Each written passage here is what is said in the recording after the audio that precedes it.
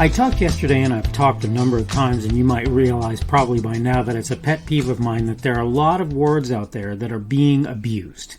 They're used in ways that they were never intended to be, or at least it's come to be a thing that people are sort of contentious over those words. Sometimes I think it's just a general difference of opinion, and sometimes people really have no idea sort of what the history of a given word might be. And an example of that is my subject for today on the Daily Summation from Kurt's Religion and Politics. I'm your host, and it is Saturday, the 12th of March of 2022.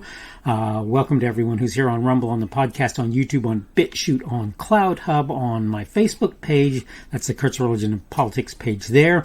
On kurtzreligionandpolitics.locals.com, on minds.com, on the Kurt's Religion and Politics group primarily, on Parler, Gab, Twitter, or wherever else you happen to be finding me. So that word that I was talking about, that word is Nazi. And I want to talk a little, and I'm going to get into it in my notes, and then I'll kind of, we'll go from there. We'll go from there. Perhaps one of the funniest things I've ever heard is people placing Nazis on the political right. Now, of course, there's a problem with the idea of right, and I try not to use it, but as political conservatives is how I would put it. I could stop with just one simple act. What's that? The expansion of the acronym that Nazi is. You weren't aware it was a contraction? Well, let me help you out. Nazi is short for, and I'm going to butcher this a little bit, so you're going to have to live with it, National Sozialista Deutsche Arbeiterpartei. And this is, for those of you that don't speak German, roughly translated, National Socialist German Workers' Party. Socialist German Workers' Party. I want to make sure you get that. That socialist thing. The second word would be translated into English, as I say, as socialist. No, that's not an accident or a mistake. See, unless you want to couch socialism as a rightist thing, you're going to have a pretty hard time putting Nazis there as well. That is on the right. Some folks think that's true, that socialism is on the right. But let me just tell you, if it is literally nobody I know who calls him or herself right-leaning, conservative, whatever you want to say, agrees. Which doesn't mean such folks don't exist. But they're pretty certainly not mainstream, not in the majority. If it were possible to require certain attributes to be part of a given ideology, and you made it so that the term right-leaning or conservative or whatever, or even far-right, had to embrace socialism, Nazism, or communism, any of the three. Most folks I know who consider themselves rightists or conservatives, whatever, even far right, by the way, for the most part, would be seeking a new descriptor. They wouldn't be willing to accept that. All of this said, I want to make it plain. Whether Adolf Hitler co-opted the Nazi Party or was really intent on being a Nazi, and by the way, his policies were things that the Nazis supported, so I would say that he was intent on being a Nazi. As a conservative, I can in no way support what he did. I cannot do so. He was an evil man, regardless of my contention that he was a genius where certain things are concerned. I want to make one more point. People out there like to argue that communists and socialists hate Nazis and vice versa. In fact, they like to argue that all three hate each other. In fact, it turns out that, though academically there are differences between the three, pragmatically they melt away in the real world. Just remember, the USSR, the Union of Soviet Socialist Republics, was supposedly communist, yet literally has socialist firmly planted in its name. Right? Take a look around, and you're going to find that it's not some exception. It's pretty much the norm. The socialists hate communists who hate Nazis, who hate communists, who so forth and so on.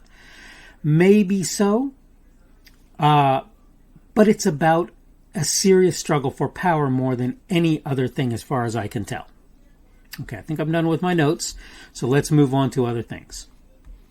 Well, not other things. We're going to cover this same thing a little bit more, right? Obviously.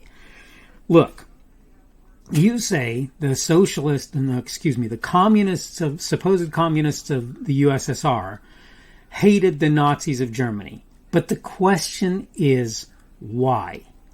You see, the thing about it is communism in its earliest phases and most implementations was supposed to be essentially dictatorial, but in reality it was more or less socialist. Because guess what? When it comes right down to it, socialism is also dictatorial. Now again, you can try and split hairs by saying Nazis aren't socialists and socialists aren't Nazis. You can make arguments for the idea that there's a nationalist component to socialism to Nazism that doesn't apply to straight up socialism. You'll forgive me, but as a rule, I'll disagree. It almost always exists everywhere you go. So that's not really a thing. But let's say that you decide to separate the two. They're still inherently based on socialist dogma and doctrine.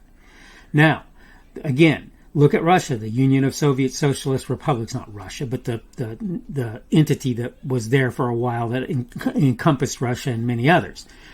Socialist, supposedly. China does socialist things. North Korea does socialist things, yet all three of them are termed communist. Cuba, socialist things, yet it's termed communist by most people. So where there are differences. Okay, so I'm going to lay this down because I don't think a lot of people understand this. Communism more resembles anarchy in its final state than just about anything.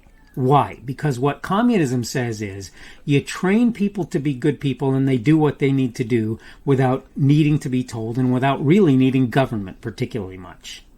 There's one problem. If you can find me an instance where communism has ever gotten past a despotic or socialist phase, I'd love to see it, but I don't know of one. I can make certain arguments for certain places. Hawaii, the Ohana concept, okay, sort of you can go there. The kibbutzes, you can sort of go there with the kibbutzes, where they were sort of communist in nature.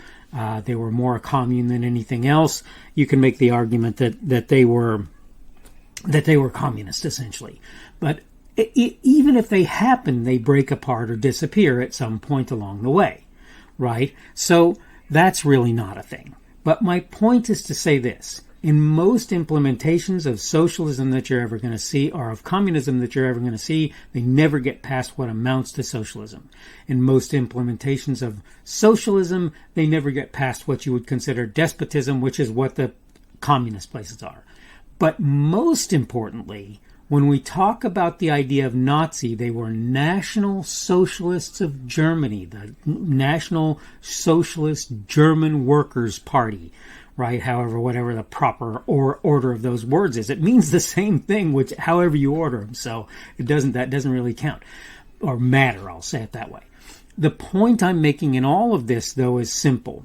It is, and by the way, you might notice I'm kind of rushing along. Well, it's because this is another one of those things that I could talk on for a very long time. But the point is, you'll notice that Nazism is a form of socialism. And if you try and stick it on the right, you've made a mistake from the outset, because most right-leaning, conservative, whatever you want to call them, people, they are against all forms of socialist. All of them. All of them. Okay? We don't support any of them if we're right-leaning. Nobody, very few that I know anyway. I don't. In fact, I have heard of people who call themselves alt-right or far-right or whatever who will say they're socialist or they support socialism or they support socialist ideas, and they'll vote for Democrats too. And you're going, these are not right-leaning individuals from the definition that most people are going to use when they talk about that. They're just not.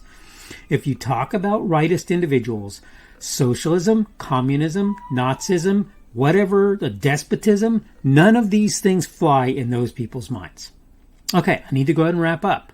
This has been the Daily Summation from Kurt's Religion and Politics. I'm your host. I'm Kurt, and today is Saturday, the 12th of March of 2022. That means tomorrow, by the way, that would be the end of the Sabbath at sundown today. For those of you that observe the Sabbath, hope you're having a good Sabbath today. Tomorrow will be Sunday, the 13th of March of 2022, and it will be that beginning of the Christian week, according to what most Christians believe, as I say. Thank you for everyone who's been here on Rumble, on the podcast, on YouTube, on BitChute, on CloudHub, on my Facebook page. That's the Kurt's Religion and Politics page on Facebook, on kurtzreligionandpolitics.locals.com, on minds.com. Typically, the Kurt's Religion and Politics group is where I'll be there. On Parler, on Gab, on Twitter, or wherever else you happen to be finding me. Remember, my preferred platform tends to be Rumble, but... and you can give me a Rumble on Rumble if you want to do that. You can give me a plus, minus, or whatever other kind of feedback you want on any platform that allows you the opportunity to do that. You can comment on my content, and I will do my best to look at whatever you have to say. I will reply if I think it's a reasonable thing to do. I will delete it if I think it's either advertisement that has nothing to do with me or something that I believe will harm other people. Even if I don't necessarily agree with your comments, I will leave them. and maybe scratch my head over them, but I'll leave them nonetheless if it's not something that I consider is going to be a bad thing, or you trying to capitalize on my videos, which I'm not a fan of. But again, I'll try and look at your comments, and I'll try and maybe either mark them with a thumbs up or thumbs down if I think that they're reasonable or appropriate. Generally, it'll be a thumbs up because I don't have to agree with you to agree that it's okay for you to put the comment out there. The subject for today has been Nazi, and tomorrow we're going to talk about downsides, and that's particularly with regard to how the world has evolved and what that means with a variety of things. Probably the primary thing I think I'm going to discuss is going to be war, how things have changed in that regard. Hope you're having a good day today. Hope everything is going well for you, and hopefully we will see you again on Sunday's edition of the Daily Summation from Kurt's Religion and Politics. The speaker on this edition of the Daily Summation is Kurt Schubert. This podcast was created on Saturday, the 12th of March of 2022. The Daily Summation is created for Kurt's Religion and Politics.